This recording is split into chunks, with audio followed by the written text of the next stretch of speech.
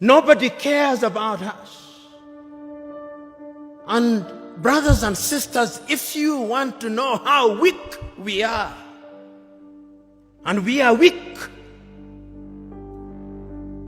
look at how we are treated.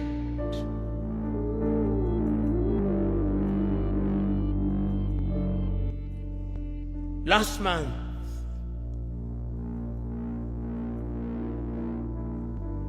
the world met in New York.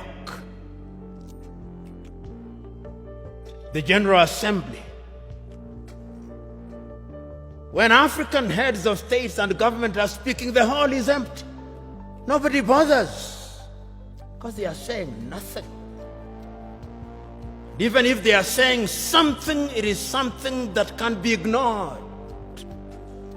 Compare when an African head of state and government is speaking and when the Prime Minister of Little Israel is speaking. They will listen because we are weak and disunited.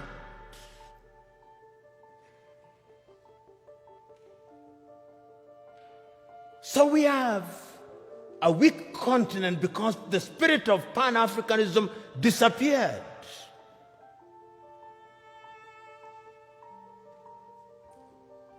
So the question that we can ask, what is the state of Pan-Africanism as we speak today? The African Union, which is weak, says the right things and does the wrong things 9 out of 10 times.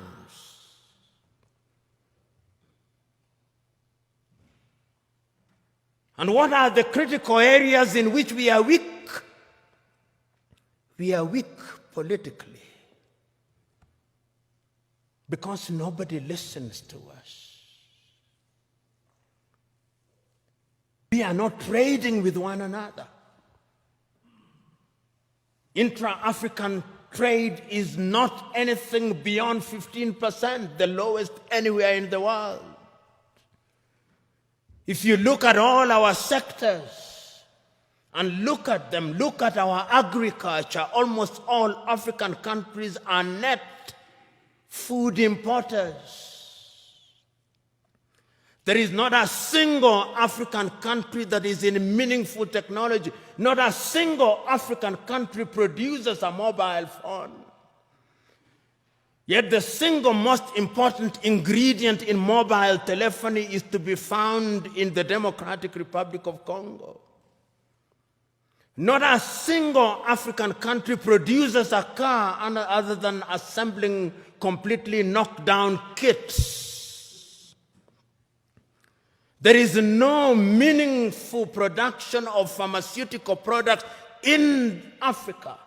And if there was any doubt, COVID exposed it. All African countries, the 55 of them, are waiting to either receive Sinovac from China, Sputnik from Russia, AstraZeneca, Johnson or Moderna. And we don't even know what they are because our bureaus of standardization don't know. If you ask the Ethiopian Bureau of Standards what they are asking us to be injected with, they do not know. They just believe it is a vaccine because the Americans have said so or because the Chinese have said so. Africa is weak, so that even this magnificent edifice, I suspect, has not been erected by Ethiopian engineers. When I see the signage in Chinese, I suspect it is the Chinese. That is how weak we are. That is the reality of our mother continent.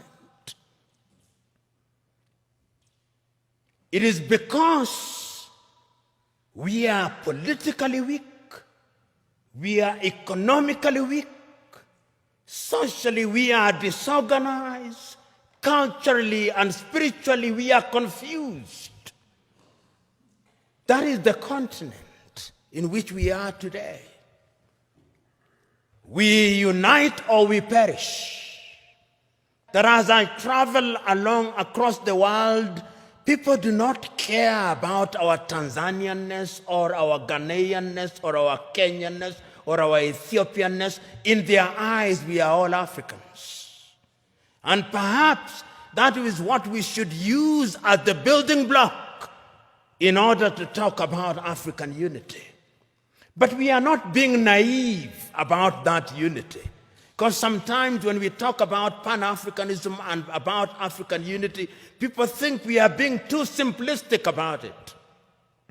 No, it is not being simplistic and being naive. It is recognizing that as long as we remain the way we are, then Africa in the next 25 years will be recolonized. Did you like or hate what you heard?